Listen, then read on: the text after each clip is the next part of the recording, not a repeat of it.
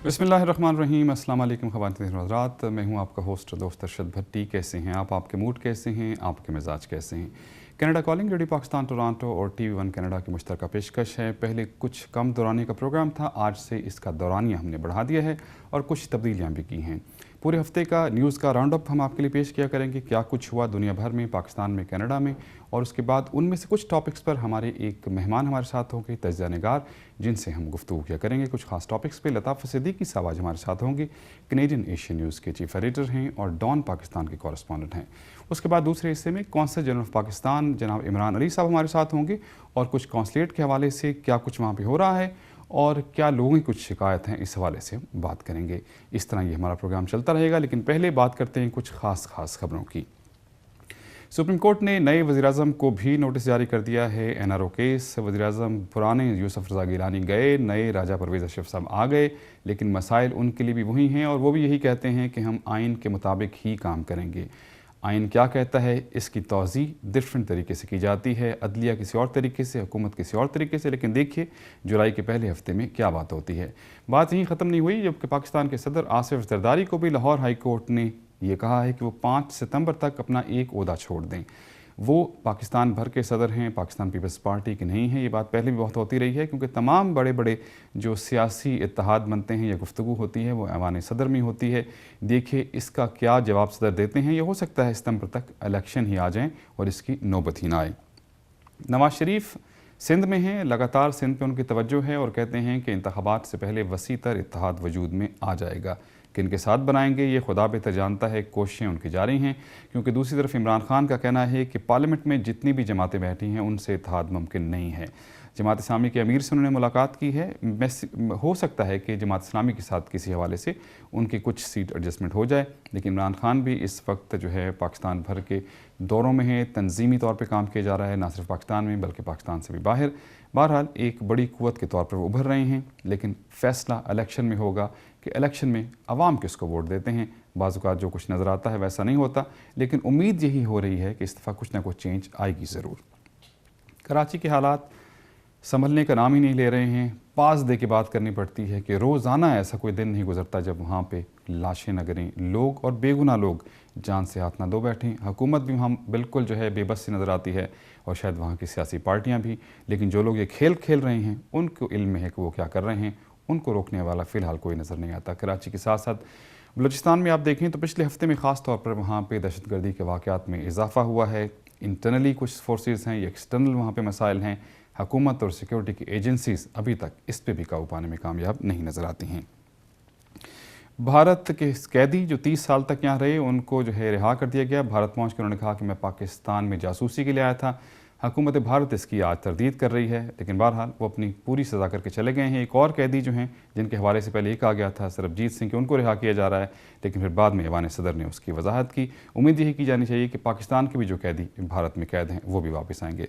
उधर मशीर दाखिला रहमान मलिक कहते हैं कि भारत हर चीज़ का इल्ज़ाम ISI पर ना लगाए, क्योंकि इस हवाले से बल्कि उन्होंने ये भी कहा है कि भारत माफ़ी भी मांगे। आपने देखा होगा पिछले कई दिनों में, पिछले कुछ सालों में कोई वाक़या भी होता था तो उसका बराह रास्त फौरी तौर पे इल्ज़ाम जो ISI पे लग जाता था और उसके बाद जब तहकीक होती थी तो उसमें कुछ और लोग मुलविस होते थे।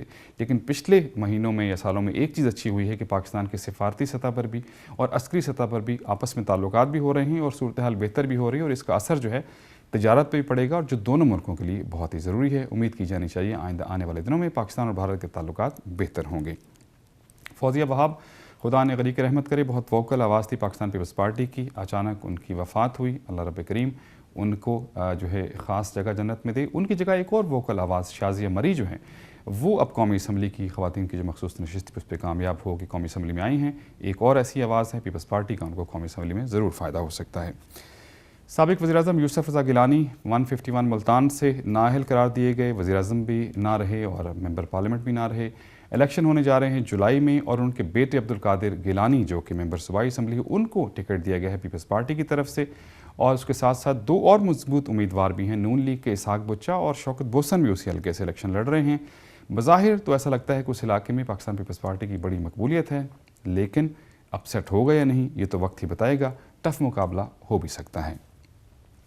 पाकिस्तान और अमेरिका के ताल्लुकात सही नहीं हो पा रहे हैं और आजकल जो ख़ास तौर पे सरहदी इलाकों से افغانستان سے جو لوگ آ کے حملے کر رہے ہیں، کون لوگ ہیں خدا بہتر جانتا ہے، لیکن اس حوالے سے مسائل بہرحال ہیں۔ حکومت کوشش تو کر رہی ہے کہ کسی طریقے سے اس کا اور اساف کے جو فورسز ہیں ان کے ساتھ بھی بات کی گئی ہے، لیکن جان ایلن جو ہیں جنرل تھے وہ بھی وہاں پہ آئے تھے اور کوشش کی گئی تھی کہ ان کے ساتھ اس حوالے سے بات کی جائے، لیکن ابھی تک اس پہ قابو نہیں پایا جا سکا ہے اور 2-3 دنوں میں پچھلے دنوں میں خاصے اس حوالے سے حملے ہوئے ہیں۔ یہ امریکہ کا پریشر ہے کیا؟ یہ آج ہمارے جو تجزیہ نگار ہوں گے ان سے بھی اس حوالے سے ہم ضرور پوچھیں گے۔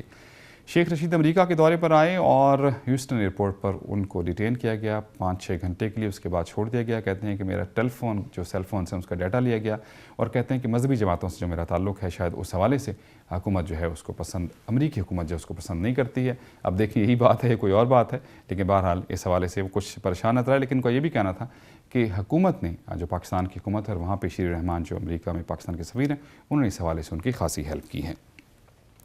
ایک بہت دلچسپ جو ہے ایک رپورٹ ہم نے جو ہے وہ دیکھی جس میں یہ کہا گیا کہ نوجوانوں کو 8 سے 9 گھنٹے جو ہے وہ لازمی نیند لینی چاہیے۔ اب کیسے نوجوان بیچارے 8 سے 9 گھنٹے کی نیند لیں؟ جب لیپ ٹاپس ہوں گے، جب آئی فونس ہوں گے، جب ٹیبلٹس ہوں گی تو پھر رات میں کہاں سوتے ہیں، لیکن ہے بہت ضروری اور اس کا نوجوانوں کو خیال رکھنا چاہیے۔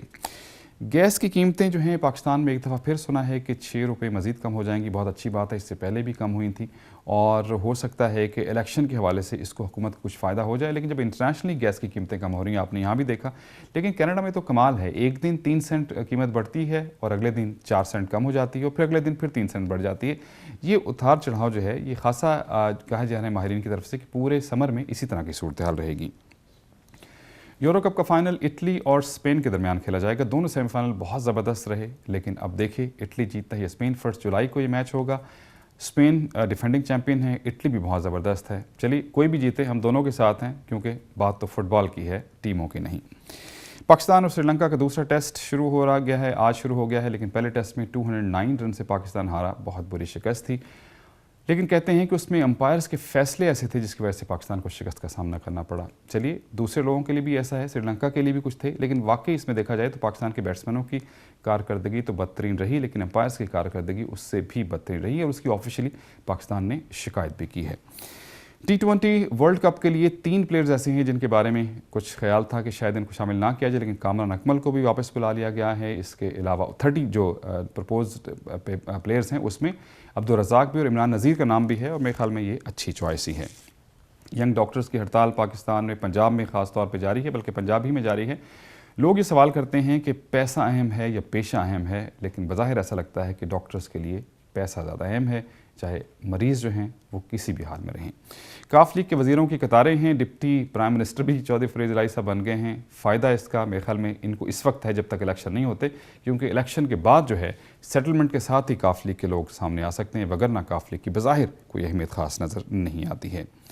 بنگلہ دیش میں سیلاب، لینڈ سلائڈنگ، سینکڑوں لوگ جو ہیں ہلاک ہوئے ہیں اور خدا کرے یہ صورتحال نہ رہے۔ آپ نے دیکھا ہوگا پچھلے سالوں میں پاکستان میں بھی خاصے سیلاب آئے تھے اور اس سے خاصا جانی نقصان ہوا تھا۔ ہیما مالنی کی بیٹی جی ہاں عیشا دوئل، ان کی شادی ہوئی ہے اور ایک اور شادی کا انتظار ہے سیف علی خان کی اور کرینہ کپور کی۔ دیکھیے اکتوبر کی ڈیٹ دی گئی ہے، پہلے بھی کئی ڈیٹس آئی ہیں، لگتا ہے اس ڈیٹ پہ دونوں کی شادی ہو ہی جائے گی۔ آپ کو ایک اور بات بتا دیں کہ مہدی حسن صاحب کے لیے ایک پروگرام ہے TV1 کینیڈا پہ 10 جولائی کو ہم کرنے جا رہے ہیں۔ آپ لوگوں سے ریکویسٹ ہیں، آپ ہمارے نمبرز آتے ہیں اس پہ آپ ضرور رابطہ کر لیجئے گا۔ ایک بہت ہی خوبصورت programme TV1 Canada, radio Pakistan اور اخبار پاکستان کے اشتراک سے کیا جائے گا، آپ اس میں ضرور فیملی کے ساتھ شرکت کیجیے گا۔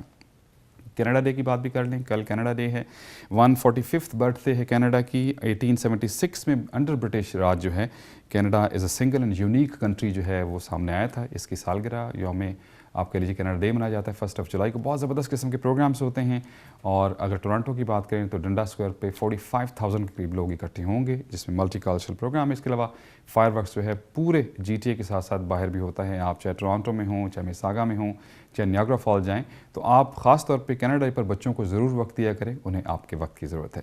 تو جناب یہ تھا ہمارا نیوز کا تھوڑا سا راؤنڈ اپ، اور چھوٹے سے وقفے کے بعد لطافت صدیقی صاحب ہمارے ساتھ ہوں گے، کینیڈین نیشن نیوز کے چیف ایڈیٹر ہیں۔ کچھ ٹاپکس پہ ان سے ہم گفتگو کریں گے، اسٹے ٹیون۔